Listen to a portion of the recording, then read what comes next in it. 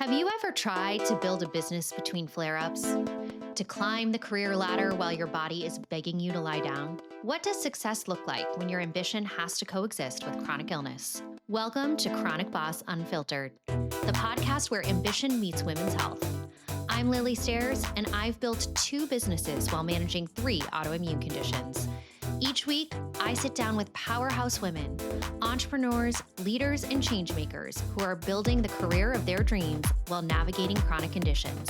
Together, we'll help you dream big while prioritizing your health. No filters, no fluff, just raw stories from the hospital bed to the boardroom. Let's get into it.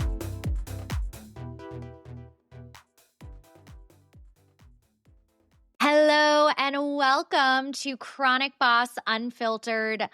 I am just tickled pink today because we have Michelle Irving with us. And Michelle is a true visionary in the world of career and chronic conditions. Born out of her own diagnoses, Michelle has built 2 companies that are redefining how organizations and people think about ambition, capacity, and chronic conditions.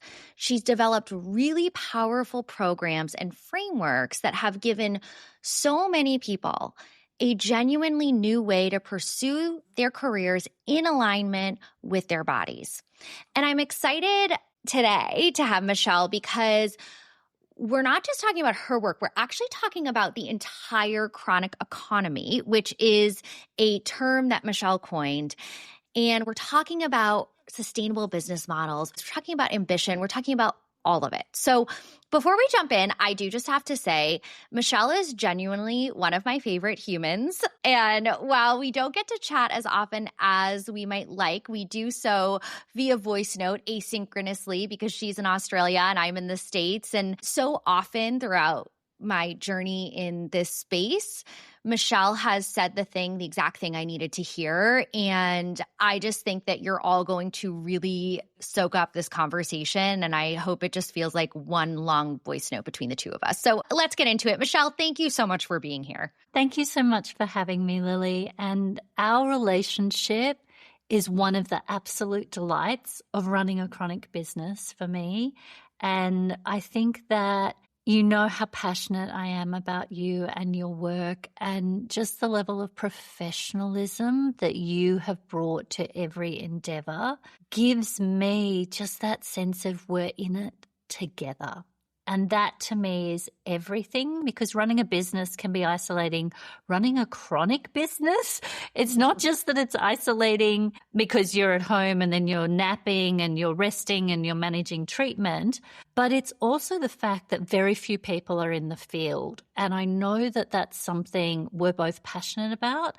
And I know we're going to talk about that to also encourage people to see what their path might be in the chronic economy. Yes, I can't wait to talk chronic economy. It's so brilliant of you to have captured this in that special term. Before we jump into that, though, just for folks who maybe don't know you, I'd love for you to give us your chronic elevator pitch, if you will, and tell us a little bit more about what brought you to this point in your journey.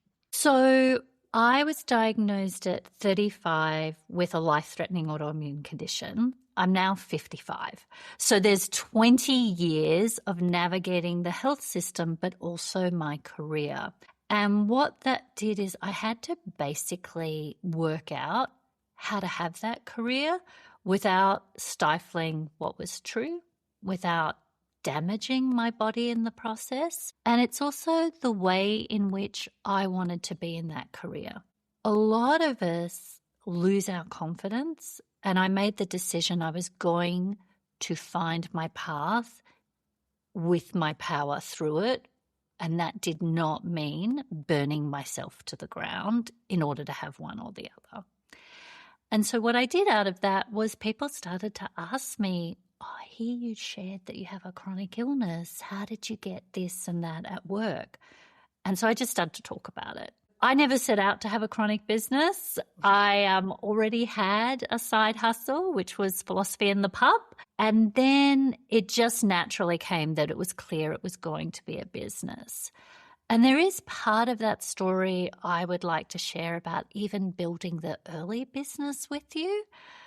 So when I first built the business, I designed an 8-month program. I did no market research. I joined an online business course, and what that did was teach me how to run an online business that I thought I would never use. And then COVID hit. I just launched a program. And here's the trick. It's a little longer than an elevator pitch. But I kept getting this nudge to reach out to a couple of women who were big in Australia, a very well-known national journalist who had written her memoir, Unseen, and a global entrepreneur, Samantha Wills, who had just released her book of Golden Dust, which includes her endometriosis journey. So I got this nudge on social, like internally, just text them on social media. I'm like, are you kidding? She's got 256,000 followers. I've got maybe 150 friends. Like, this is ridiculous. And so it just kept going. And so I made this deal where I said, fine, I will text them. Only if they say yes will I then interview them, because nobody's going to say yes. Both of them said yes. So then I made up this launch rocket called the Pajama Interviews, which was a 10-day summit with 10 guests. Everybody said yes because everybody was at home and nobody had any way to talk about their work in the world as well. And that launched an 8-month program, which was all about life and chronic illness. And then as we get into this conversation, I'll share how that really refined into career and chronic. But the point of it really for everybody listening is that nudge that is sitting in you, which is often the one you're really bitching at and don't want to do, sooner or later, it is worth following that North Star. Such a good story. It's such a great reminder because we all kind of get that imposter syndrome of, oh, well, who am I? Who am I to reach out to so-and-so? And look at what that started for you. That was such a launch pad for where you are now. Everything. All because it was just so insistent in my head. I literally said, fine. Like I was irritated because it was scary. It's like, this is ridiculous. But that summit drew lots and lots of women, lots of collaborators, and it also started that I launched a business that had a whole USA market open to me. So how does an Aussie at the bottom of Australia in this tiny little country of 20 million people, like about the size of New York, reach a US market and then have all these professional relationships? I'm more a person who, as stuff happens, I strategize around the thing that's revealing itself and working with that clarity rather than trying to shape into it. So there's a bit of this sense of as we go along, a lot of people, we end up in the careers that we didn't think we started. But what you want to do is if you're in a career which is soul destroying for you, there are those desires to follow that. And then work the path out as you go.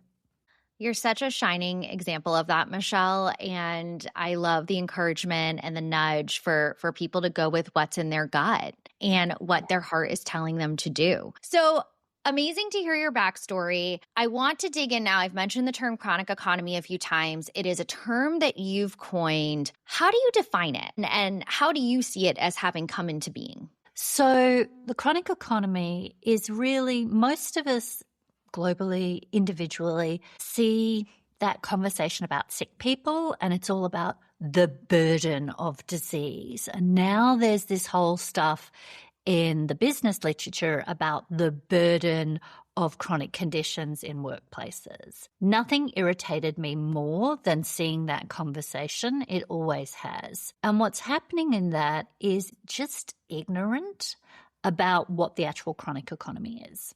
The phases of the chronic economy look like this. So it started with very slow 2010s, very early social media accounts or podcasts, very small, sharing about chronic conditions. And you will have seen this in your relationship with your companies. And when we finish this phasing thing, I really want to talk about how this resonates for you with what you've built. So it started with some disclosure. COVID amped up the social media conversation, and now you've got chronic accounts popping up. And that's certainly where I popped in.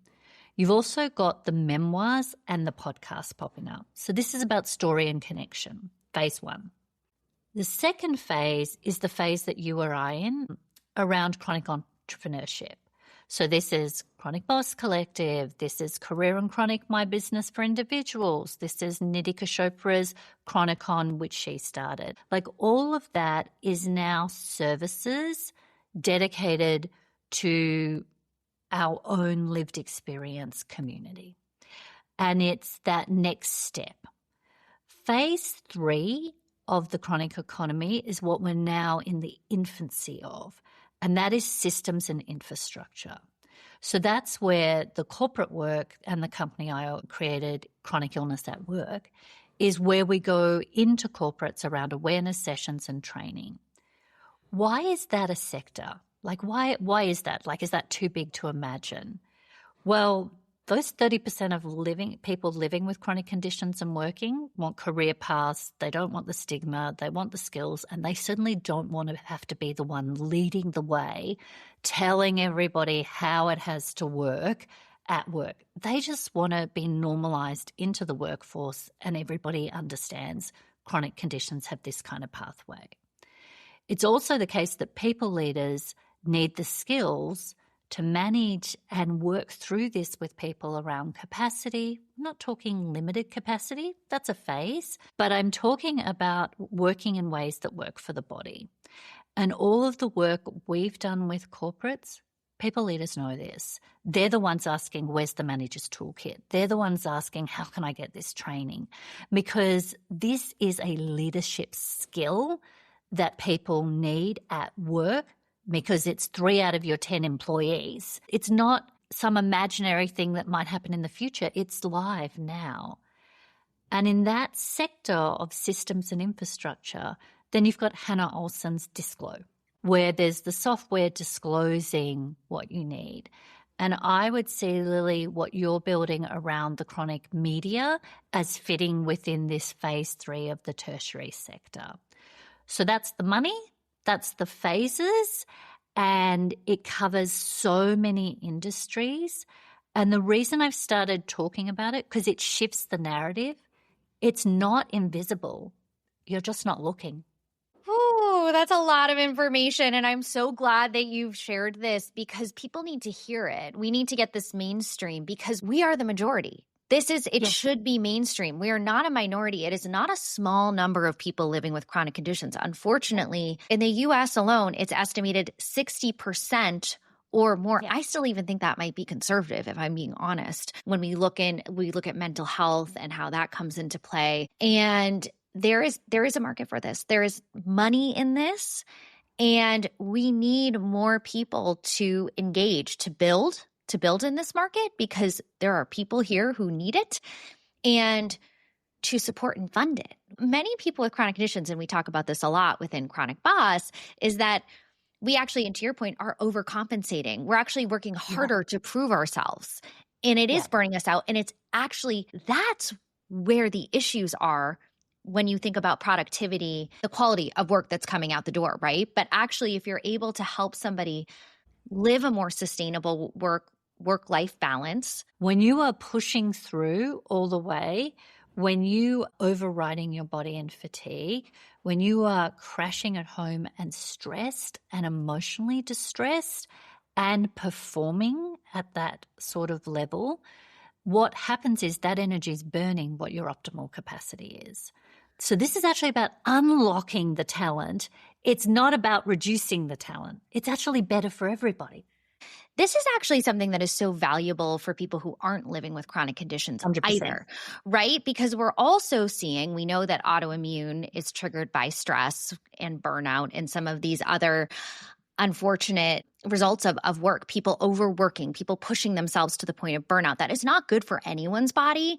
And so a lot of these tools that you're implementing would actually, I imagine, be very valuable for folks in the organization who don't have a chronic condition yet, let's say.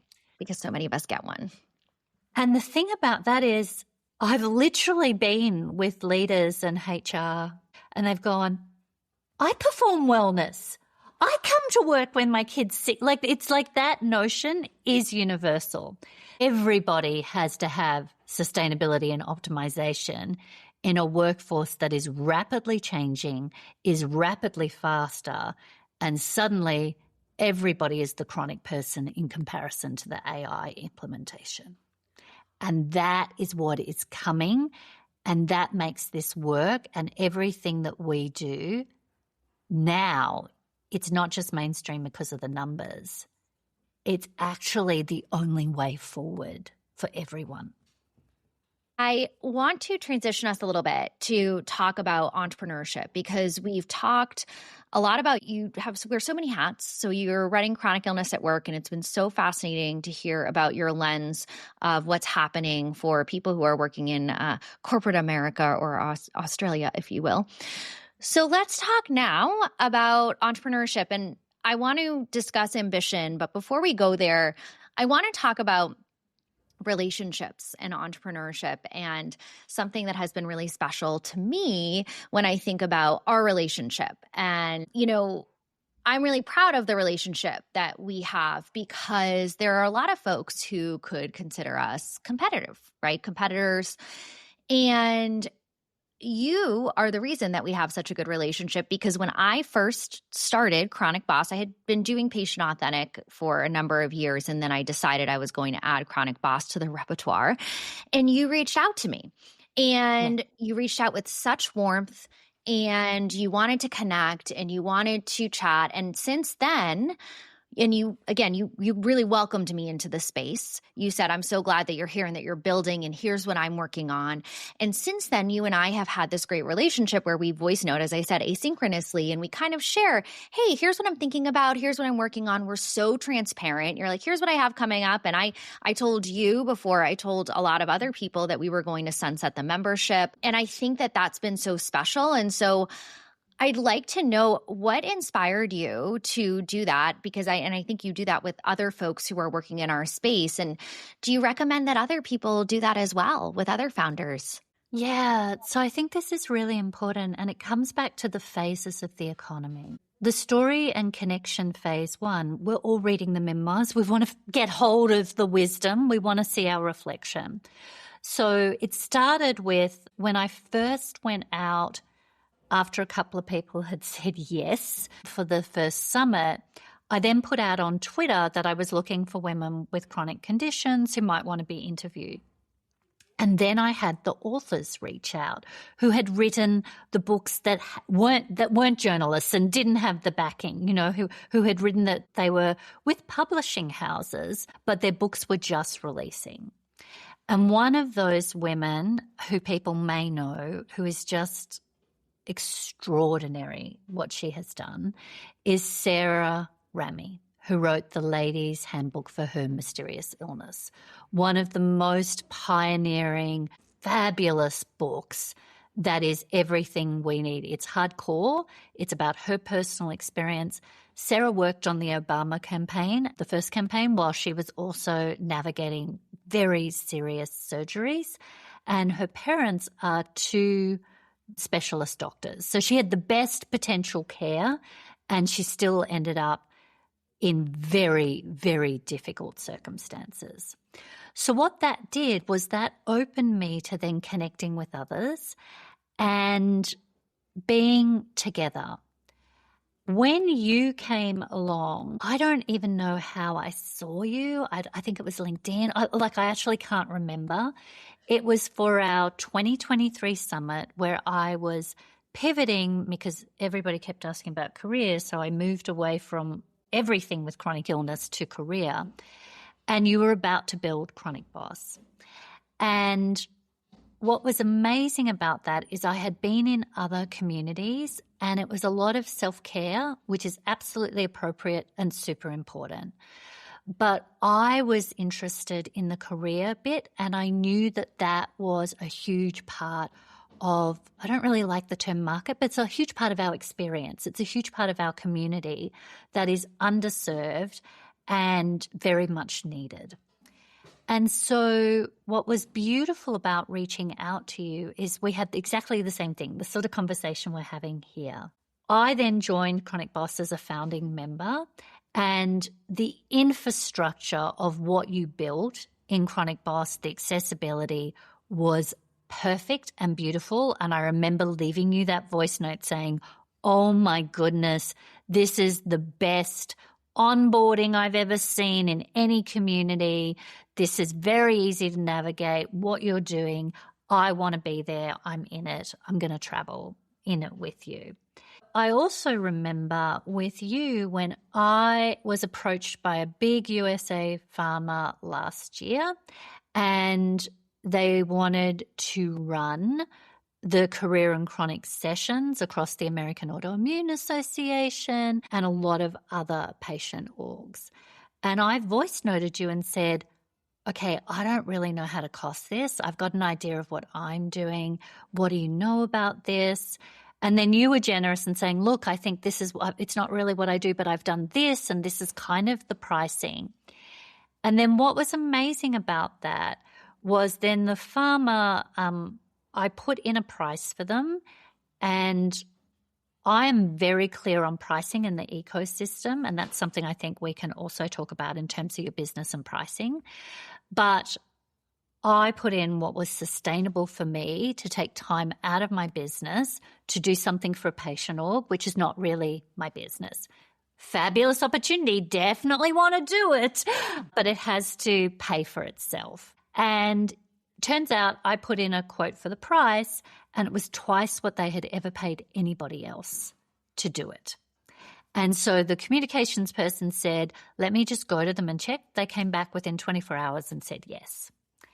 And then I remember that what happened is then they came back a couple of weeks later and said, oh, do you know Lilly she's doing Chronic Boss, and so we're just navigating our relationship because she's on the board of the American Autoimmune Association. And I was able to say, yes, Lilly and I know each other, and Lilly already confidentially knew that I was exploring an opportunity with somebody. And then you were very gracious. I don't know what conversation they had with you, but there was a check because they had relationships with you.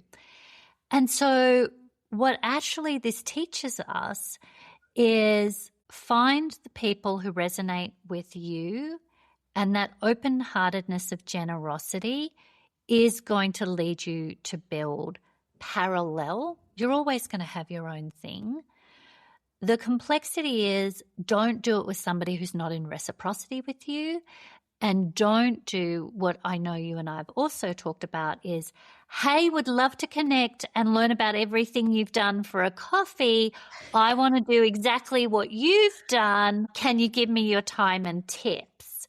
And it's kind of like, that's not reciprocity, that's extraction. And what you and I've always done is share and be warm. And the opportunity is we both know that our businesses are still at the beginning, and we're one of, I would say 5 people in the market, and everybody pivots their business as they move. So definitely look for people. Chronic coaching has expanded. There's a lot of chronic coaches. So look for somebody who's got something interesting and also is at the level that you're starting. Don't look for the person who has exponentially built a business for 5 years and then go and ask them if you can collaborate with them without having something extremely unique that brings to the table that is actually nourishing for their business. And what you want to do is be in reciprocity, not extraction. And this happens across careers all the time, but that's how I would share about it. What do you think, Lilly? Oh, it's just so nice hearing that story. Because it's been special. I love that we have had this reciprocity and support of one another. And again, building in parallel paths. There's some overlap, but it is really nice to have somebody else who gets it really understands it, building in the chronic economy in this case. There are so few of us that it's nice to have somebody like you who can be there. And it has, to your point, it's been valuable for my business and it's been valuable for your business, and we champion each other. And I think that's really wonderful. And so now we're talking about people who aren't in the chronic sector, who are coming for the business advice and how did you pioneer and how did you build it? I'm like, you're not even my people. I love you, but you're not my people. And so I set up to say, women who work with me, organizations come through chronic illness at work. Individual women come through career and chronic. You can come through digital programs, which is where we've taken all of the work I used to run in group programs. It's exactly the same work. And then I've put it in mini courses so that you can get those tips. And whether you're bed-based and not working, all the way through to what I call authentic leadership. Then you've got my flagship program, Ambition, that we run every year, and that's launching at the end of February. We'll have a big build-up. I know you and I are going to have a conversation as well, and this podcast is part of that. And so that is the group program, and then there's private to work with me. But for everybody else, it's like, I just set a price. I will clean up your business in an hour. What you will get in an hour is fast, hard, and clean, and you will get the distilled messages. And that requires a container where I'm in service of your business. That's not coffee. And so I called it the inner room and just created the cart, basically. That's what I did. And then put that on the post so that anybody who asks now, it's like, here's the cart. This is the opportunity. This is important that we as leaders are modeling how to sustainably run your business, because it is not sustainable. And as women, we are inherently, many of us, people pleasers. We can't just be taking coffee that eats up your whole day. If you're doing coffee chats all day if I took a coffee chat with every person who reached out to me, I would get nothing done. I would not have a business. And exactly. I still feel guilty. I'll be honest with you. I still feel guilty a lot saying no, and I'm working through it. Because I can tell that people, I'm like, oh, do they think I'm a bitch because I'm saying no? Do I think I'm too good for them? It has nothing to do with that. It's just my time is valuable. I have a life outside. I have my businesses that take a lot of my time, and I also have a life outside of work. And in the age of social media, I think coffee chats have really transformed from 10, 20 years ago what they were, because we have social media now. And in the age of social media, which is a beautiful thing because we can reach so many people, but you can also have so much inbound and people reaching you. And so you do have to be able to, like, there's a tipping point. We can't be everything, all things to all people. So I just think the way that you've set this up is very respectful. It's still an opportunity. People can work with you, but you need to get paid for your time. And it's a 1-hour strategy session. It's not a 3-month. Like, my best use of me, the question you want to ask yourself is, what is the best use of me in the world? That's your defining question. The best use of me in the world is service to women with chronic illness. And then I have refined, like you, down into what that market looks like. There's another piece in this about building your business over time that I think is really important to talk about, because we share this as well. When I started, I was chronic coaching. I was still doing programs. I wasn't even doing private. I was doing 6-month, 8-month programs. That's what I was delivering. And I built the content for that, and that was the journey. People kept asking me about career. And the first pivot I made is I had a woman come and ask me about working together. I was already running a program. She couldn't join the program. And so I had intuitively had the idea to just create a private cart. And then somebody turned up on a call and asked me about private. And then what I did was I take the work that was already running in groups. So if you work with me privately now, I mean, there's more content than you can imagine, but we cherry pick what's right for you. You still get the content, the worksheets, the strategy, the framework, and then we meet privately one-on-one, and in group, we meet as a group together. That business was the beginning. By now, I've got 2 companies. plus the personal, the same as you do, of the speaking engagements and the brand that then goes with that. And I built a sustainable way to work, which I absolutely want to share how I work. When I pivoted to career and chronic, again, I ran a group program, and everything has a framework. It downloads into me usually between 11 p.m. and 2 in the morning. That's just my creative time. But we built the emotional map first, which people can go and get right now. It's the very beginning. It's how to navigate things emotionally. It will serve you like you wouldn't believe. We'll give you the links to put it. Then I built the career and chronic map, which is how to navigate the career. And again, you can go and get that map, 30 or 40-minute masterclass where I take you through it, and the workbook so you can work on it. All available, super accessible. So when I got to 2024 and the corporate work became very clear that we were going to do it, I did not want to do it. I did not want to work out how to talk to corporates about career and chronic illness. Like, who wants to go talk to them about that?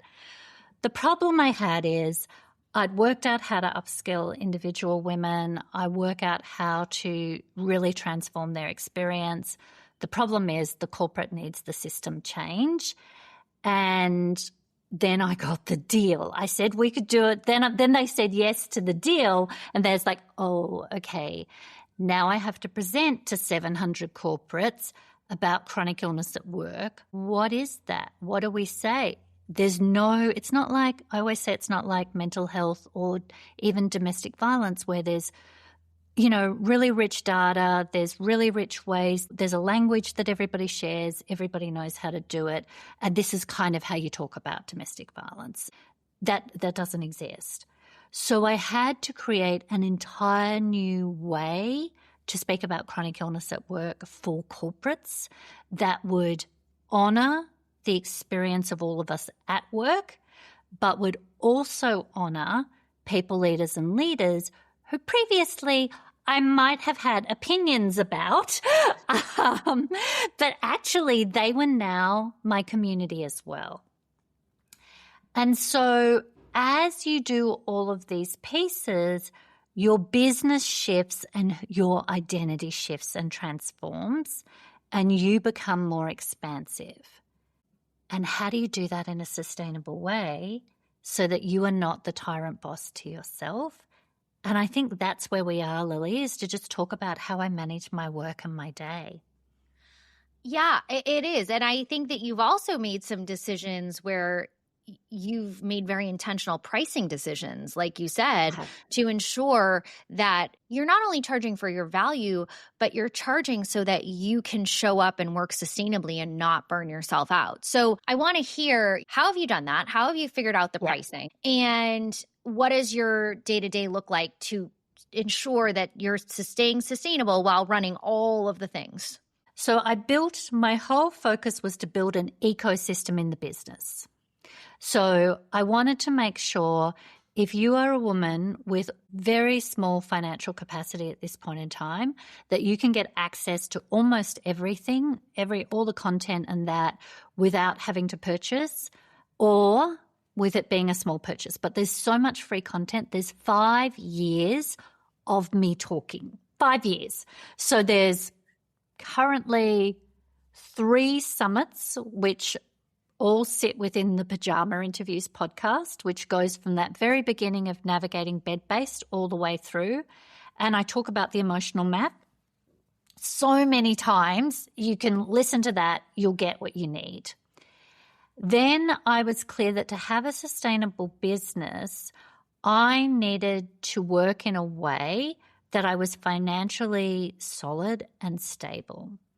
And so what I did was build an ecosystem where there was a lot of free content, and then I did what we would call in the industry high-ticket pricing. She was living in her parents. She was in about 46, 47, and she hadn't worked since she was 26. So this was a very long time. I offered her a much reduced price, but I still needed it to cover some costs. And my intuition was very clear.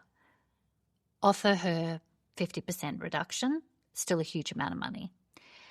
But that was what I could offer in my first program. She actually went, and her sister is phenomenal, and I've since met Christine when I was in the US. We connected as well. Her sister covered the cost of the program. Other women have done programs with me and had professional development through work or had won awards, and that money then funded them. And so what I learned in my business, and this is critical, is that the money will find its way if the woman is supposed to be working with you. Of course, I offered payment plans as well. And every program has a scholarship place. At 1 year, I advertised it. That was a mistake. So what happens now is it was a mistake because I had a whole lot of women hop on calls, which is fine. I opened it. I said there was a chronic scholarship place, but they weren't even a fit for the program, and you needed to kind of be a fit for the program and where you were at, as well as for the group, because in a group program, we're creating a group. It's not just whoever turns up. It has to be a group that will select themselves and work together. And so now I always offer a scholarship place, but nobody knows it. If you hop on a call, it may or may not be offered to you, and nobody else in the group knows who might have got a subsidized or completely free position. The way that I do that in the criteria, everybody thinks, what's the criteria? How does it work? I don't do it by the criteria. I listen to my intuition. And there are times where I've run programs, I'm like, is this the woman? Is this the one? Is this the one? And it's like, no. It's like, really? Really? She seems like she would be the right person. When you first started working with me, you worked with somebody who was coming out into the market. In terms of sustainability, I started with the same rule that I still run, and then I expanded it. I only work 3 client-facing days a week. So Mondays is my privates, Wednesdays in Australia, which is Tuesday nights, is usually a group program. And then Thursday is always pajama day. Nothing happens on pajama day. That is just to lie down in bed, read, no business, nothing. That is just for your pajamas and you. And Friday is what I call professional development day. So if I'm taking PD, it'll often land on a Friday. If I'm having coffee meets with women I, want to connect with, and that will happen on a Friday. I might do some creative work. So that's how I structured from the very beginning. Tuesdays is often content production day, particularly if I'm doing a new course. That has worked. Women have instituted that. Does it mean that when I'm working creatively, there isn't a midnight creative? No. Does it mean that if I get the idea now, instead of writing it down, I just voice note it to chat and I'm done? That puts it to the side. This year, I instituted my absolute dream, which was the dream that I wanted to work when I first started. And that is 1 week off a month, every month from the business. So I work 3 days a week, client-facing, other tinkering stuff, and 1 week off a month, no business. Oh my God, how do you do that? It's fun, isn't it? Isn't it fun? So how do I do that? No meetings get scheduled. All meetings are scheduled on the availability. They're not scheduled on others' availability. This is, I've got this time and this thing. Everybody just, big pharma, those meetings happened on my days. Corporate sessions, those meetings happen on my days. The 1 week off a month was my dream for what I wanted the business to deliver for me. This is mind-blowing to me, and I feel like it's going to be mind-blowing to so many people. Okay, so now my question is, you have this ambition program, and it sounds like you're teaching women to do this. Like women are now maybe taking weeks off. Do you have any Americans who are doing that yet? Oh, yeah. So 80% of my clients are Americans. And so with American corporate culture, we do need to do something. Just having a woman not even just take 1 day off or 2 days off and getting those scheduled, that's one thing. The second thing is the key to sustainability is how can you do this in the most easeful way? That is not a concept that ease is like as if it's a shameful, like, what do you mean I'm not working hard? I've got everything done. Like, I've got to really burn myself through. That's the culture. And it didn't actually used to be that way in America. It's like companies used to take care of employees. There was a social contract between companies and employees. But now it's hypercapitalism and employees are widgets. And so the production is really about what do you produce? So what do we do for American women? How can this be more easeful? You can still organize your diary and the meetings, and you think that you can't. You think that you can't say no. You think that you're at the mercy of this. I will teach you how to say no and do it in a way that actually protects your reputation and career. People don't read your words. They read your energy. So if you say, no, I'm kind of like, maybe there's an apology sitting there, and people are like, that's not a no. Great, she'll do it. When you say, That's me. yeah, that's a, do I have permission to say no? People read the energy. It's like, oh, she's not a no, we'll go around it. What I did with, say, pharma, the US pharma, is I put in the contract literally the availability times for meetings and for the session times. So they had to start at 5:30 p.m. till 8 p.m. or whatever, which was good for the sessions. It was career and chronic. But all the meetings were held at either 5 or 5:30 p.m. because that was the availability in the contract. Do not for one moment think that I was some bigwig talking to a huge pharma company as if clearly they're just going to do it. No, I just put it in the terms and I just said that's my availability. It's simple. I didn't say, that is my availability and, really defensive and you can't and your boundaries and all. Like, no, I wasn't aggressive. It's just like, I'm available here. Clean, clear community. Michelle, you are a wizard of work. This is crazy. Okay, so tell us now. So this is one of the things that people can expect to learn in Ambition, which I would say is pretty elite. Like I would sign up today based on just that information alone. But what other frameworks can women expect to learn if they enroll in Ambition, which is going to be coming up very soon? So here's what I built. Once I built the career and chronic framework, I was like, done, good, we got all the creativity. Then I built the chronic illness at work. It's like, done, good, got the creativity. And then it was like, oh, now women are coming to me and want to work really in their deepest ambition. And they don't know how to do that for all the reasons we've just discussed. So I built a new framework based on how that I work and the psychology of it that then delivers for you practically in the world. And there are 5 key stages of authentic ambition. You have to be able to dream it. Chronic illness will cut down your dreaming or eradicate it, and it will feel too painful to hope. So the first thing is we have a whole process where it's spacious to do the dreaming, and it's what is actually the best use of you in the world and what is in your soul that you think you cannot do. I will help you work out how to do that. So you have to dream it.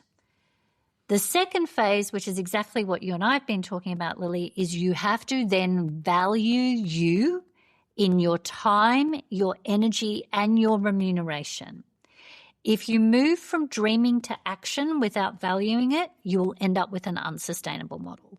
And you will sacrifice yourself, not just for everybody else, but for the vision of the business. You will sacrifice yourself. So you have to dream it, value it. The third phase is you have to action it, and you have to have clarity of doing that in motion in your day. And that is a critical piece that comes after the first 2. That is not the end of the story. Then you have to live it. So now you have to see and live what you dreamed, what you valued, what you actioned, and then you have to refine it. Because you will end up with some tweaks and going, yeah, I thought it was going to do this, but now that I'm living it every day, it is not helpful. We need to shift it. And then after all of those 4 stages, you expand it. And that's your authentic ambition framework. What we do in the program is teach you how to do all of those things practically. So if your dream is to optimize and have sustainable work, you might put less meetings. That might be your biggest vision for your work. I'm going to come in and say, let's see, just in the dreaming, don't have to action it. I know you don't think anybody will do it. How can we restructure that? If you're a consultant, you're billable by hours. I've worked with consultants, executives, women running their own business, doesn't have to be in the chronic economy.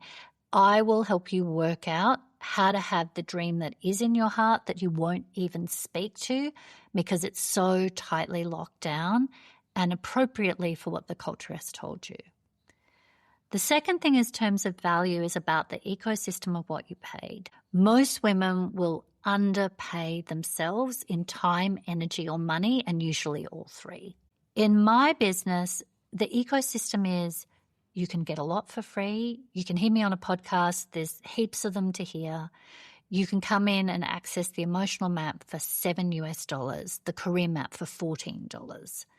You can take a digital program for $333. Then you can take a group program and then you can work with me privately. So there's a place for you at all of the system. And it is the same with you in your career. What you think is the standard of your remuneration, there are so many other things you can negotiate apart from financials, and it's most likely that you're being paid less than the men anyway. So that valuing is critical so you protect your time.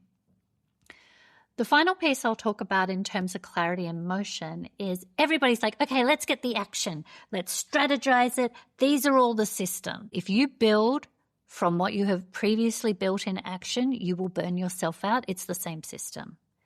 You need a perspective shift. Mostly what people build their careers, their money, their life, their finances out of is pure survival. And that is, what do I have to give somebody to get to survive for my housing, my food, etc.? I have to give everything. There are times where in chronic illness you are in survival. But most people in their business, in their career, are treating the business as if it's survival, are treating the organization as if it's survival, and you are not in survival. You're usually in shared collaboration around the work. And then there's the part where what's the best use of you. And if you're up at the third perspective of what the best use of you is, that totally transforms the work you do, even in the same role. And then the fourth stage of perception is what is the greatest vision of my contribution? And who am I collaborating with for my contribution? That opens your ecosystem within the industry.